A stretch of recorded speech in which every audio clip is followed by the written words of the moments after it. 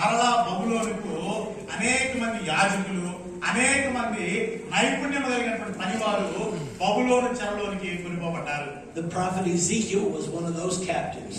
ఆ సమయంలో చెరలోనికి కొనిపోబడినటువంటి వారిలో ప్రవక్త అయిన హెజ్కియేలు ఒకడై ఉన్నాడు. And then the big event happened in 586 BC. తరువాత 586 BCలో ఒక గొప్ప సంభవం జరిగింది. King Nebuchadnezzar of Babylon led a siege against the city of Jerusalem. బబులోను రాజు అయినటువంటి నెబుకద్నెజరు యెరూషలేము నగరం మీదకు దండెత్తి వచ్చాడు. He broke down the walls.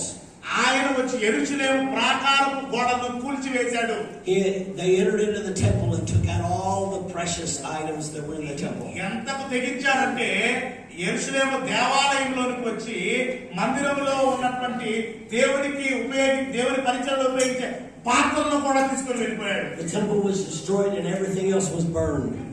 ఆ యొక్క దేవాలయమును ధ్వంసం చేసి అగ్నితో కాల్చి వేశాడు.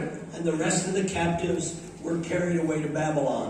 ఇంకా అక్కడ ఉన్నటువంటి శ్రేష్టమైనటువంటి వారిని బబులోనుకు వారిని కొనుక్కుపోయాడు. Then in 539 BC we find that